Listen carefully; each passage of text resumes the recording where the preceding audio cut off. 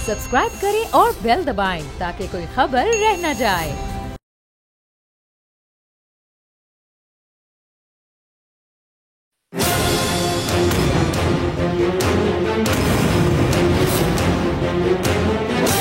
From the Islamabad studios of Bold Network, it's time for Jameel Farooqi on National Debate.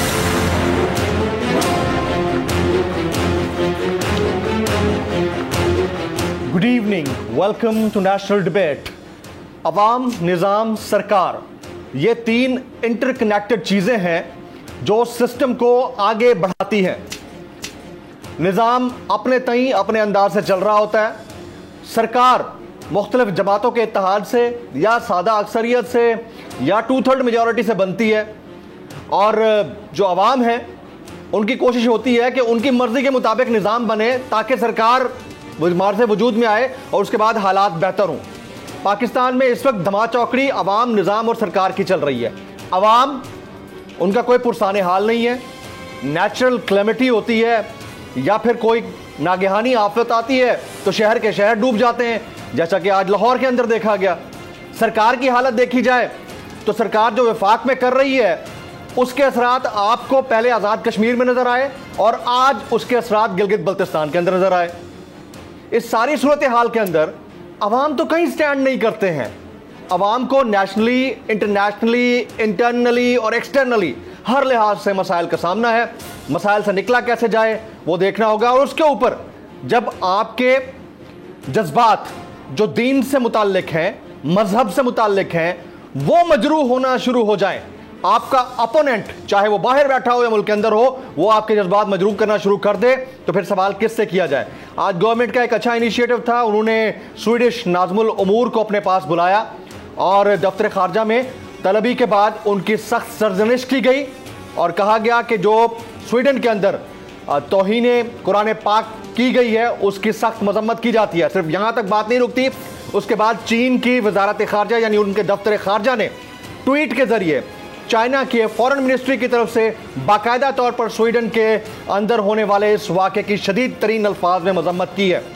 अब बात यहाँ पर सिर्फ मजहबी मामलात की, नेचुरल क्लेमिटी की, अवाम की, निज़ाम की, सरकार की नहीं है।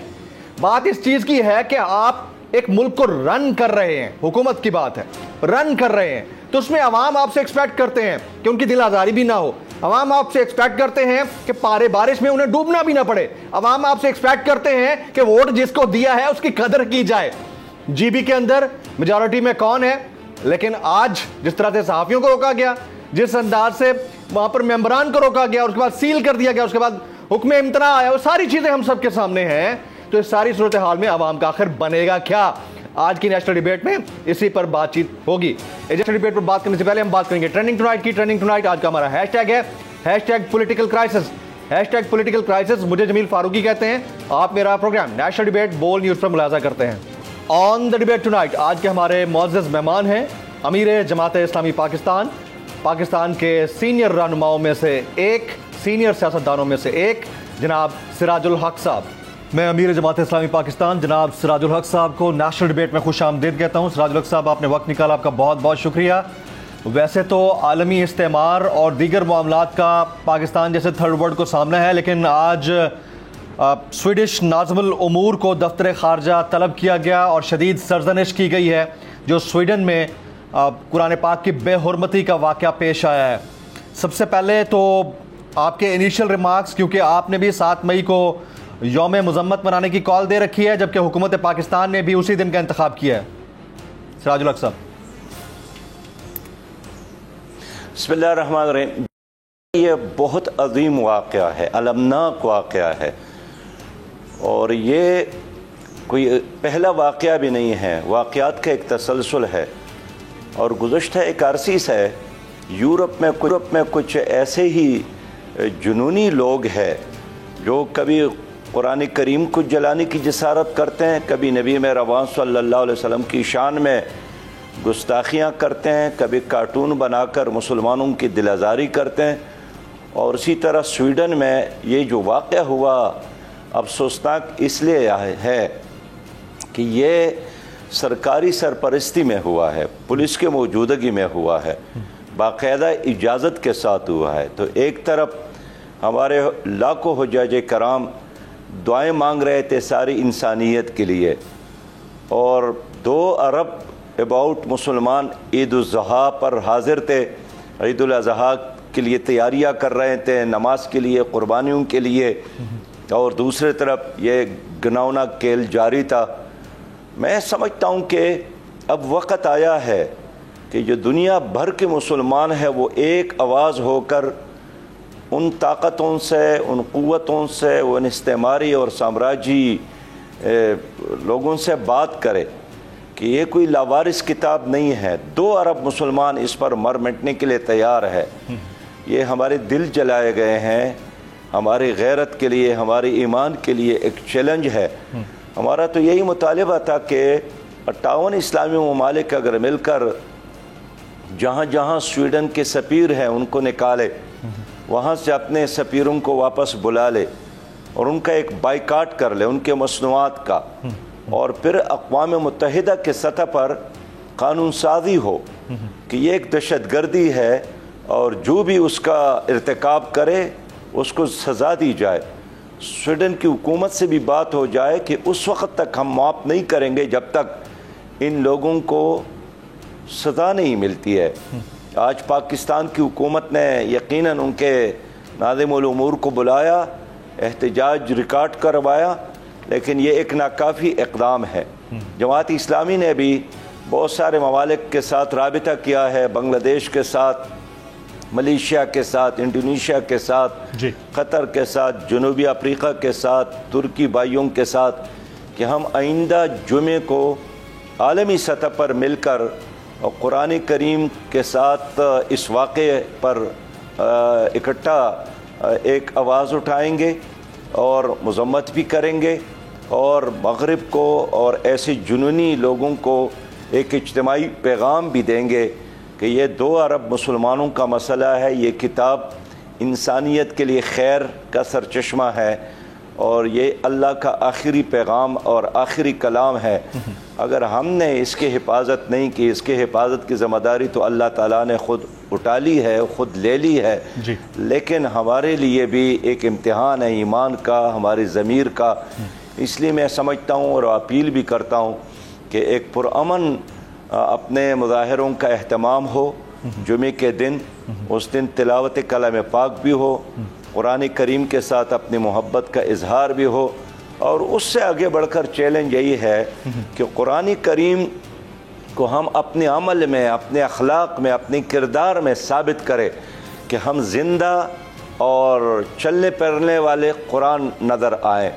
और इस तरह मुसलमान हुक्मरानों का भी ये फ़र्ज़ है कि इसको अलमारियों में रखने और बंद करने के बजाय इसके मुताबिक एक निज़ाम को बना ले, इसलिए कि इसका निज़ाम इंसानियत के लिए रहमत का निज़ाम है, बरकत का निज़ाम है, अल्लाह ताला की रज़ा का निज़ाम है।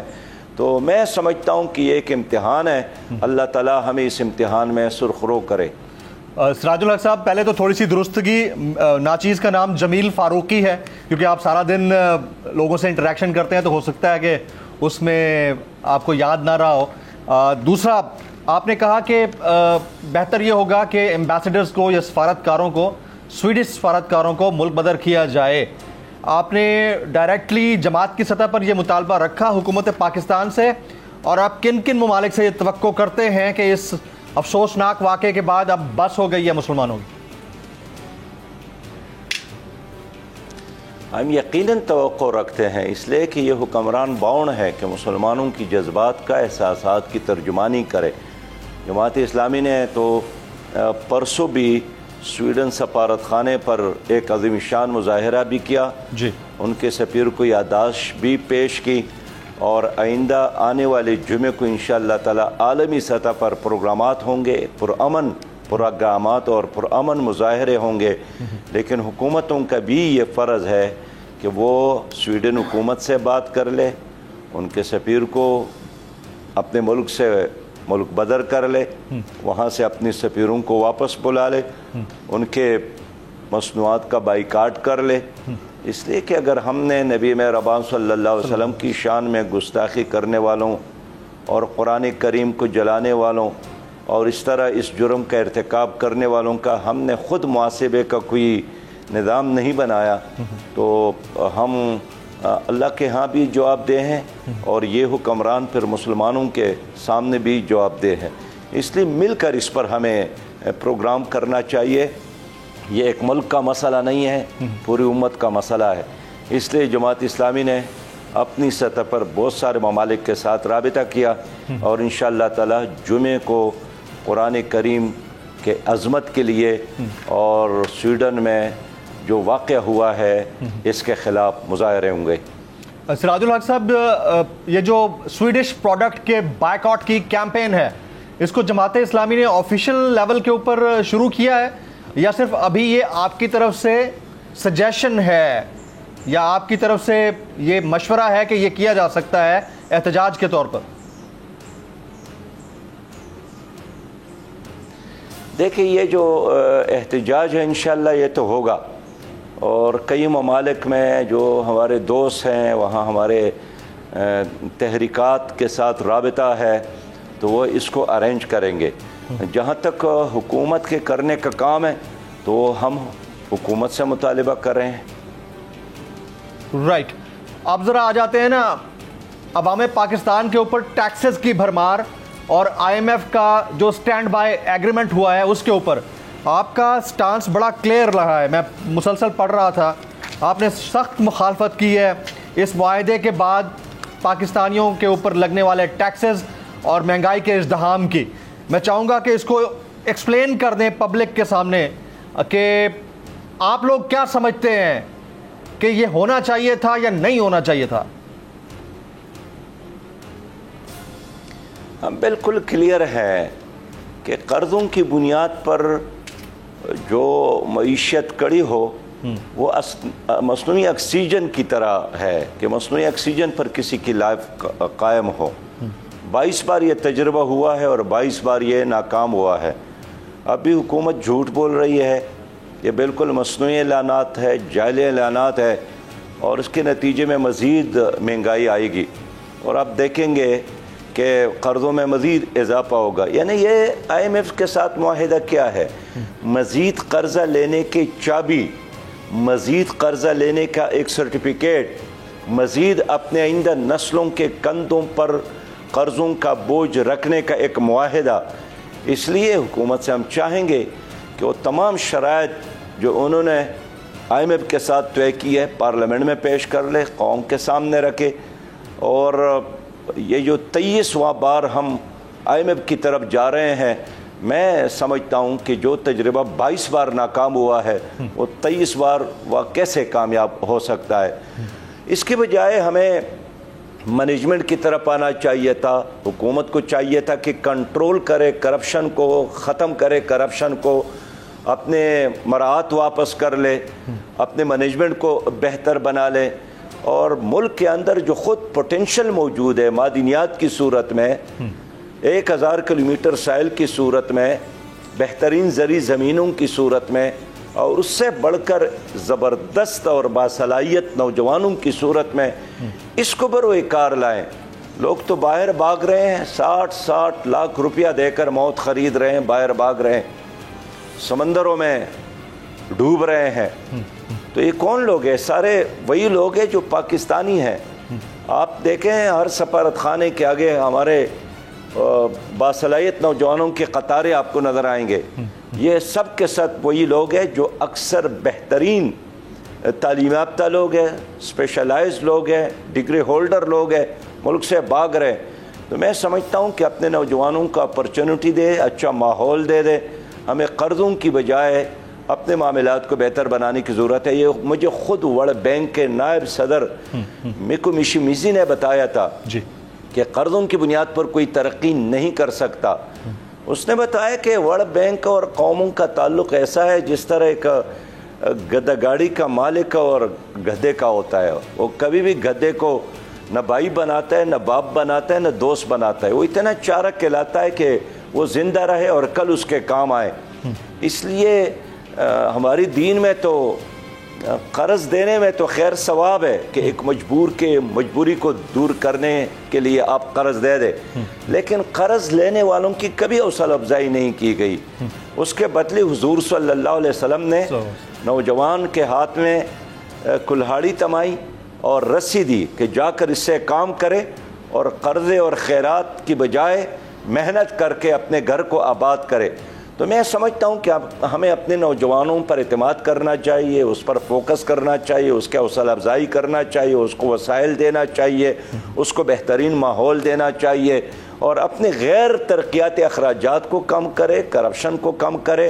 वो जो इदारा जिस तरह ख़ुद उस दिन जनाब वज़ीर आज़म साहब ने कहा था कि 600 अरब हम उन 1.5 इदारों के लिए रखते हैं, जिस तरह स्टील मिल है, जिस तरह PIA है, जिस तरह रेलवे है जी, तो आप इसको कंट्रोल कर ले, बजाय इसके कि IMF के कहने पर आपने 415 बिलियन दोबारा टैक्सेस लगाएं और एक मिनी बजट पेश किया। पहला बजट अभी पास भी नहीं हुआ था कि मिनी बजट आपने लाया। उसकी जगह क्या ये अच्छा नहीं है कि आप इन इदारों को फाल करें? मैं समझता हूं कि अगर यही इदारा किसी आम आदमी का होता तो वो इसको चलाने में कामयाब हो जाते, लेकिन हमारे हर हुकूमत आती है इन इदारों को मज़ीद बीमारी और तबाही और बर्बादी की तरफ धकेल देती हैं। इसको संभाल नहीं सकते इसलिए कि करप्शन है, ज़ाती मफादात है। तो हम इसलिए जज्बाती बुनियाद पर नहीं कहते हैं, हम दलील की बुनियाद पर कहते हैं कि इस सूदी निज़ाम मईशत को ख़त्म करे और इसकी जगह गैर सूदी निज़ाम नाफिज करे। अगर आपके 7,303 अरब इस साल भी सूद में अदा करते हैं और आपका कुल बजट जो है वो 14,000 अरब है, तो आप मुझे बताएं ये कौम कैसे तरक्की करेगी और कैसे ये कौम आगे बढ़ेगी? इसलिए सूदी निज़ाम को ख़त्म करने की ज़रूरत है। मैं इसके ऊपर डिटेल में आपका कमेंट लेता हूँ कि कर्ज देने वाला अगर देता है तो बड़ी अच्छी बात है, लेने वाले की भी दादरसी किसी हद तक हो जाती है, लेकिन कर्ज अगर सिर्फ सूद की मद में ही दिया जा रहा है, इंटरेस्ट बेस्ड इकोनॉमी चल रही है, इंटरेस्ट रेट जो गैर मुस्लिम ममालिक हैं वहाँ पर भी है 3% है, कहीं 4% है, हमारे यहाँ 22% हो गया बेस रेट। जो अगर वो इतना बढ़ चुका है तो फिर सवाल किससे किया जाए? और हमारे जो उलमाए कराम सियासत का हिस्सा हैं वो इसको नेगेट करने की बजाय सपोर्ट करते हैं, तो फिर किससे सवाल किया जाए? After this break.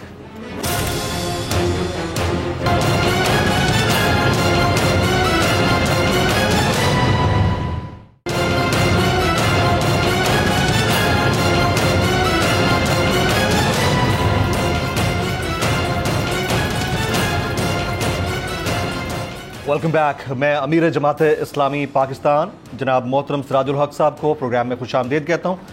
सिराजुल हक साहब, ब्रेक से पहले मैं सवाल छोड़ कर गया था कि अगर इंटरेस्ट की मद में कर्जे अदा किए जा रहे हों और हुकूमत वक्त के अंदर बैठे हुए उलमाए कराम जो कि सियासत का हिस्सा हैं वो सपोर्ट कर रहे हैं उसको, तो हम कौन से दीन की फिर बात करते हैं? हमारे दीन में तो इंटरेस्ट बेस्ड इकोनॉमी का कॉन्सेप्ट ही नहीं है। देखिए मेरे भाई, मैं खुद हैरान हूँ कि जब इसहाक डार साहब बाहर से तशरीफ़ लाएँ, आपको याद होगा उन्हीं दिनों वफाकी शरई अदालत ने सूद के बारे में क्लियर वाज़ेह फैसला दिया था कि अब पाकिस्तान में मज़ीद सूदी निज़ाम नहीं होना चाहिए। ये अल्लाह और रसूल का हुक्म है, ये आईन का तकाजा है, ये इस्लामी नज़रियाती कौंसल की सिफारिशात है और ये दूसरे बार वफाकी शरई अदालत का एक वाज़ेह फैसला है। फिर इसहाक डार ने कौम के साथ वादा भी किया कि हम इस सूदी निज़ाम को ख़त्म करने के लिए इक़दामात करेंगे, लेकिन वही सूद शरह है कि 13 से 17 पे गया, 17 से फिर 20 पर गया, फिर 21 पर गया, फिर 22 पर गया और अब शायद हमारे इस रीजन में जनूबी एशिया में पाकिस्तान वाहिद मुल्क है जहाँ शरई सूद सबसे ज़्यादा है। और आपकी बात बिल्कुल सही है कि हज़रत मौलाना फजल रहमान साहब इस हुकूमत की क़ियादत भी कर रहे हैं, वो PDM का सरबराह भी है जी और वो भी इस हुकूमत का हिस्सा है, लेकिन उसके होते हुए शरई सूद में मुसलसल इजाफा हो रहा है। इस बात की अलामत है कि हमारी हुकूमत कौन सा निज़ाम मांगते हैं। अगर अल्लाह और रसूल का निज़ाम मानते हैं तो अल्लाह और रसूल ने तो इसको अल्लाह के साथ जंग करार दिया है। अगर आप आईनी पाकिस्तान को मानते हैं तो उसने सूद के खिलाफ एक वाज़ेह मौक़िफ़ मौजूद है कि पाकिस्तान में रिबा इंटरेस्ट नहीं चलेगा। अगर आप इस्लामी नज़रियाती कौंसिल और वफाकी शरई अदालत के फैसलों को मानते हैं तो उसने एक वाज़ेह मौक़िफ़ दिया है कि पाकिस्तान में अब सूदी निज़ाम का ख़ात्मा होना चाहिए। लेकिन इसके बावजूद भी शरई सूद में इजाफा, और आपकी ये बात भी बिल्कुल सही है कि मगरबी दुनिया में लोग सूद छोड़ रहे हैं और ये ऐसे ममालिक मौजूद है कि जहाँ शरई सूद बिल्कुल सिफर पर आ गया। ये एक इस्तेमारी साम्राज्य निज़ाम है, इसमें कभी कोई कौम तरक्की नहीं कर सकती। 1931 में इस सूदी निज़ाम और बैंकिंग के बारे में अल्लामा इकबाल ने फरमाया था कि ई बनूक ई फ़िक्र चालाकी यहूद नूर हक अज बंदे आदम रबूत, कि बैंकों का ये निज़ाम ये यहूदियों की एक साजिश है ताकि मुसलमान की सीने से, इंसान की सीने से, बनी आदम की सीने से नूर को ख़त्म करे। उन्होंने फरमाया था कि जब तक आप इस निज़ाम को ख़त्म ना करें आप तरक्की भी नहीं कर सकते हैं। ये 1931 में जनाब अल्लामा इकबाल साहब ने मुसलमान उम्मत को पैगाम दिया था कि यहूदियों की साजिश है, लेकिन आज तक हम उन्हीं साजिशों का शिकार है। इसलिए मैं समझता हूँ कि अगर इस हुकूमत ने कोई नेक काम करना है, कौम को इस मुसीबत और मुश्किल से निकालना है, तो IMF की तरफ जाने की बजाय सूदी निज़ाम को ख़त्म कर ले, इस इनकलाबी इक़दाम का ऐलान कर ले। सबसे पहले तारीफ करने वाले, शाबाश देने वालों में हम ही होंगे और अल्लाह राज़ी होगा। सिराजुल हक साहब, वक़्त पर बारिश होगी, कल अगर पाकिस्तान में जमात इस्लामी को मौका मिलता है और वो इक़्तिदार के ऐवानों में बड़ी पोजीशन हासिल करने में कामयाब हो जाती है, मेरे सामने इस वक्त जो शख्सियत बैठी हैं मोहतरम सिराजुल हक साहब, वो मुल्क के वज़ीर आज़म बन जाते हैं, तो उस सूरत में क्या आप सूदी निज़ाम के ख़ात्मे को अवलीन तरजीह देंगे या इसी सिस्टम का हिस्सा बन जाएंगे जिसका हिस्सा आज मौलाना फजल रहमान साहब और दीगर बने हुए हैं? प्यारे भाई, मैं खैबर पख्तूनख्वा का मिनिस्टर था और वहाँ हमने इसका आगाज़ किया था। हमारा वाहिद बैंक था खैबर बैंक। जी। और हमने असम्बली से एक्ट पास किया था कि खैबर पख्तूनख्वा में मज़ीद सूदी निज़ाम नहीं चलेगा। खैबर बैंक हमारा एक बैंक था, उस पर हमने पाबंदी लगाई थी कि आपने सूदी निज़ाम की बजाय गैर सूदी निज़ाम को यहाँ पे आम करना है, और उसमें हम बड़ी हद तक कामयाब हो गए। और यही वजह है कि अल्लाह ताला की बरकत देखिए कि हमारा जो सुबह था वो कर्ज फ्री सुबह बन गया था। अल्लाह ने हमें मौका दिया, हम अल्लाह के साथ वादा करते हैं और फिर अपनी कौम के साथ कि हमारा अव्वलीन तरजीह पाकिस्तान की मईशत को बेहतर बनाना है ताकि लोग अपने पाँव पे खड़े हो, और उसके लिए ज़रूरी है कि हम सूदी निज़ाम का ख़ात्मा करें। हम सूदी निज़ाम का ख़ात्मा करेंगे और ज़मीन और आसमान का जो मालिक है, जो हमारा रब है, जिस पर हमने ईमान लाया है, उसने हमें नबी मेहरबान सल्लल्लाहु अलैहि वसल्लम की सूरत में एक रहनुमा और कायद और मुर्शिद भेजा है। उसने एक कुरान करीम हमें दिया है, उस निज़ाम में सूदी निज़ाम की ममानियत है। हम इंशाअल्लाह ताला सूदी निज़ाम को ख़त्म करेंगे और उसका एक मुतबादिल एक पूरा विजन, पूरा निज़ाम हमारे साथ इकानमी का मौजूद है।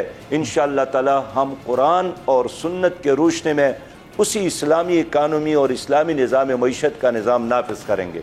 Very right. आप जरा मुल्क की सियासत के ऊपर आ जाते हैं सर, और बड़ा इंपॉर्टेंट है, आपने बड़ा कलीदी किरदार अदा करने की कोशिश की, मीडिएट करने की सियासतदानों के दरमियान, ताकि हालात बेहतर हो सकें। आपकी काविशें उधर की उधर ही रह गई, ये तकरीबन 1 महीना 1.5 महीना पहले की बात है। फिर आपने किसी से रब्ता नहीं किया या आपको वो मौका नहीं मिला कि आप वो कर सकें?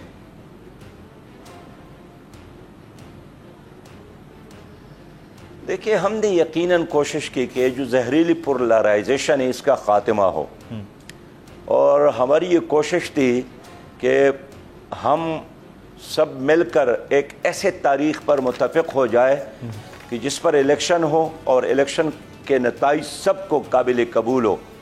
हमने वज़ीर आज़म साहब से भी बात की, उन्होंने हमारी बात मानी, उन्होंने एक कमेटी भी बनाई। हमने साहब से बात की, उन्होंने भी हमारी बात मानी, उन्होंने भी एक कमेटी बना ली। फिर हम सुप्रीम कोर्ट भी गए, वहाँ भी अपना मौक़िफ़ पेश किया, इसलिए कि सुप्रीम कोर्ट ने ऑलरेडी एक तारीख़ दिया था और उस तारीख़ पर इलेक्शन का इनेकाद हम नामुमकिन समझते थे। फिर एक तारीख़ दिया था इलेक्शन कमीशन ने, हम उसके बारे में भी समझते हैं कि ये कोई जज्बाती फैसला है, इसलिए कि तमाम स्टेक होल्डर को न इलेक्शन कमीशन ने एतमाद में लिया था, न सुप्रीम कोर्ट ने एतमाद में लिया था, और ये कोई दो ख़ानदानों का मसला नहीं था, ये 24 करोड़ अवाम का मसला था। सुप्रीम कोर्ट ने भी हमारे एक हद तक उस मौक़िफ़ की तायीद की कि अगर सियासतदान मिलकर खुद ही एक तारीख पर मुतफ़िक़ हो जाए तो सुप्रीम कोर्ट उसके साथ है। लेकिन मुझे अफसोस है कि फिर PDM और PTI के वो मुज़ाकिरात जिनके 2 दौर तो हो गए लेकिन मैच्योर नहीं हो सके, और फिर चलते चलते 9 मई का वाक़या हो गया, उससे तो पूरा जो मंजरनामा है वो भी बदला। और मैं समझता हूँ कि अब 12 अगस्त को इस हुकूमत का, इन असम्बलियों का टेन्योर पूरा हो रहा है। हम यही चाहते हैं कि आईन के रोशनी में इलेक्शन हो और उसमें इजाफा ना हो जाए, न असम्बली के दौरानिए में न हुकूमत के दौरानिए में कोई दाएं बाएं न देखा जाए। आईन ने जो दिन मुकर्रर किए उसके अंदर अंदर हम इलेक्शन का इनेकाद चाहते हैं। जमात इस्लामी का मौक़िफ़ यही है कि अगर आईन के दिए हुए फ्रेमवर्क के अंदर इलेक्शन का ऐलान नहीं किया जाता, जमात इस्लामी उसकी भरपूर मुखालिफत करेगी। Very right. अगर यानी आपकी नज़र में ये हुकूमत चाहती है कि इन्हें एक्सटेंडेड टेन्योर मिल जाए, 4-6 महीने का और वक्त मिल जाए, या अगर कोई इंटरम सेटअप आता है और उनकी ख्वाहिश ये हो कि करेक्शन के नाम के ऊपर 4-6 महीने का, साल का एक और टाइम देने की कोशिश की जाए, तो आप उसको मुस्तरद करेंगे, मुखालफत करेंगे? प्यारे भाई, आपकी आवाज़ फिर नहीं आई। मैं ये कह रहा हूं कि अगर एक्सटेंडेड टेन्योर मिलने की बात हो इस हुकूमत को, यानी 12 अगस्त के बाद ये एक्सटेंड कराना चाहें, या फिर नया इंटरम सेटअप आए और वो कहे कि हमने 1 साल और काम करना है, तो क्या आप उसको मुस्तरद करेंगे? देखिए, आईन का एक बिल्कुल वाज़ेह तरीक़ेकार मुकर्रर है। 12 अगस्त के बाद निगरान हुकूमतों ने बना है और जो दिन मुतय्यन है उस दौरानी के अंदर अंदर इलेक्शन का इनेकाद इलेक्शन कमीशन ने करना है। अगर किसी भी एयर पेयर के ज़रिए निगरान हुकूमत ने भी अपने दौरानिए में इजाफा किया या असम्बलियों ने, तो फिर हम उसकी मुखालिफत भी करेंगे और मुज़ाहमत करेंगे, इसलिए कि इसका मतलब तो यही हुआ कि मुल्क आइन के मुताबिक फिर नहीं चल रहा है और इस आइन पर सबका इत्तेफाक है। मैं समझता हूँ कि एक बार इस आइन को तोड़ा गया या डिस्टर्ब किया गया तो फिर लोगों को किसी एक आइन पर जमा करना तकरीबन नामुमकिन मैं समझता हूँ। इसलिए मैं यही चाहता हूँ, मुल्क के मुफाद में है, कौम के मुफाद में, सियासत के मुफाद में, जमहूरियत के मुफाद में, कि जो टेन्योर है ये पूरा हो जाए और आवाम के सरों पर ये जो इस वक्त PDM की सूरत में बोझ मौजूद है ये उतर जाए और निगरान हुकूमत हो, गैर जानिबदार हो, शफाफ इलेक्शन का इनेकाद हो जाए। आप 2023 के अंदर आइंदा आम इंतखाबात या मुमकिन आम इंतखाबात को होते हुए देख रहे हैं बतौर अमीर जमात इस्लामी पाकिस्तान? राजुल हक साहब। प्यारे भाई, इलेक्शन के अलावा और कोई रास्ता नहीं है, या इलेक्शन है या मार्शल्ला है, और क्या है।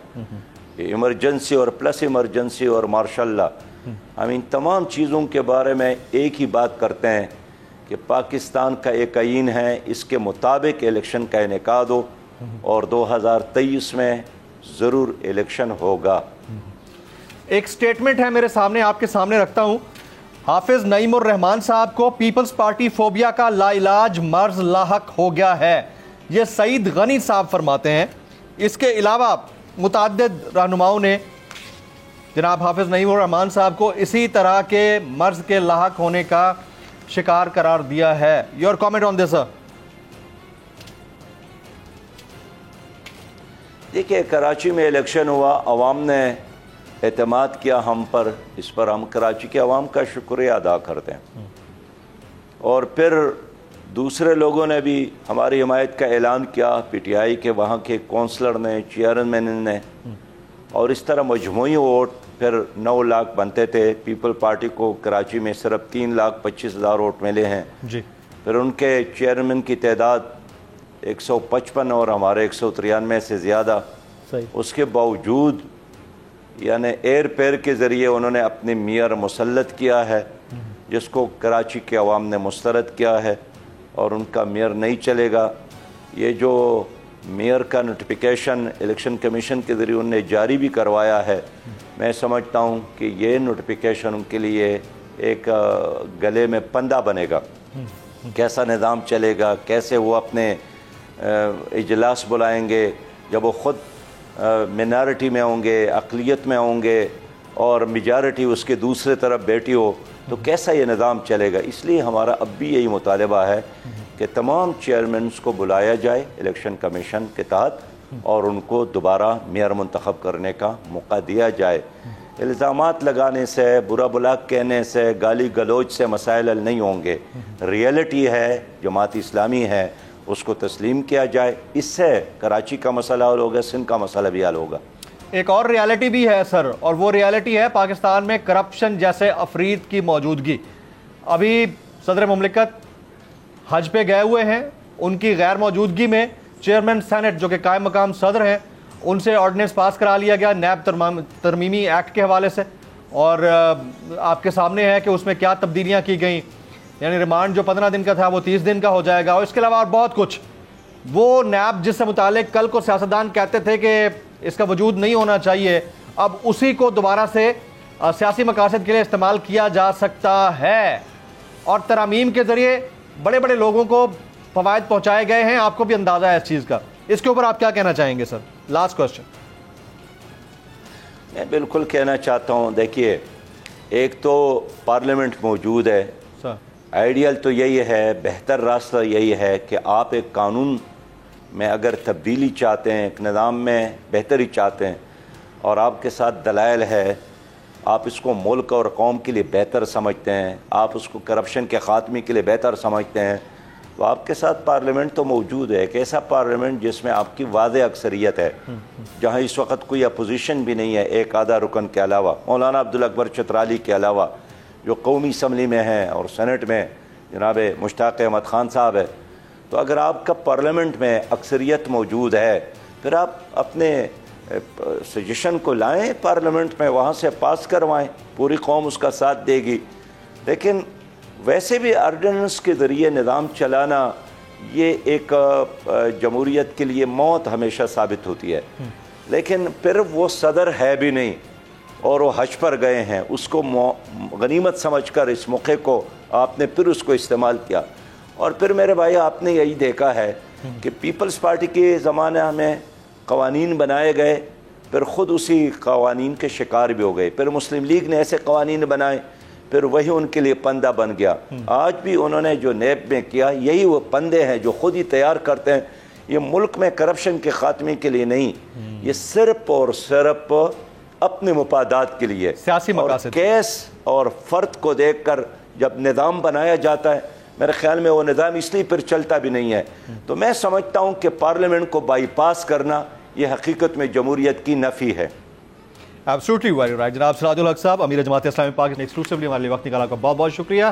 सूदी निज़ाम के ऊपर उन्होंने खुलकर बात की है, ख़ास तौर पर स्वीडन में जो अखलाक बाख्ता और तमाम दुनिया के मुसलमानों की दिल आज़ारी करने की कोशिश की गई है। दुनिया का कोई भी मजहब किसी भी शख्स को किसी भी किस्म की आसमानी किताब या किसी भी शख्स के मजहबी जज्बात को मजरूह करने की इजाज़त नहीं देता, चाहे उसका ताल्लुक किसी भी रिलीजन से हो। तो ये एक तो अखलाक बाख्तगी की हद है, और उससे दूसरी जो बड़ी बात है, ये आपको बाशऊर कौम जाहिर नहीं करता। आज पाकिस्तान ने इसके ऊपर बड़ी सख्त सरजनिश की है स्वीडिश नाज़ुल उमूर की। अब देखते हैं कि 7 जुलाई को इसके ऊपर पूरी पाकिस्तानी अवाम दुनिया भर में किस अंदाज से मुजाहरे करती है। नेशनल डिबेट से इतना ही। जमील फारूकी को इजाज़त दीजिए।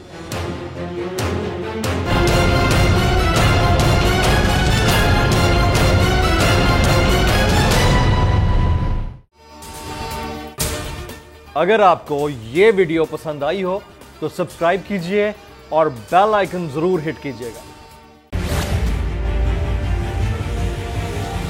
बड़ी ईद की बड़ी खुशियां, बोल ने निभाई अपनी सहाफती जिम्मेदारियां। कराची में ईद उल अज़हा के मौके पर लियाकताबाद टाउन ऑफिस के साथ ही आलाइशों का ढेर लग गया है। सिंध सॉलिड वेस्ट मैनेजमेंट की टीम भी वहां पर मौजूद है। बड़ी ईद की खुशियों में भी बोल रहा सबसे आगे, सफाई मुहिम के लिए मुतालिका इदारों तक पहुंचाई आवाम की आवाज। अगर मैं आपको दिखा दूं, इस वक्त मुनाजिर तमाम गाड़ियां जो इस वक्त है यहाँ पर तमाम जो कलेक्शंस हैं, जितनी भी आलाइशें उनको यहाँ से उठाया जा रहा है और लम्हा बा लम्हा की खबर से रखा आवाम को आगाह। और में मुख्तलिफ मकामात पर आलाइशें जो है वो हमें सड़कों पर दिखाई दे रही थी, लेकिन उसके बाद जो LWMC है उनका अमला जो है वो उसके बाद फील्ड में निकला और उसके बाद आलाइशों को हटाने का सिलसिला जो है वो शुरू कर दिया गया। बड़ी ईद की ट्रांसमिशन 57% आवाम ने देखी बोल की स्क्रीन पर, क्योंकि बोल है पाकिस्तान का नंबर 1 न्यूज चैनल। सब्सक्राइब करें और बेल दबाएं ताकि कोई खबर रह न जाए।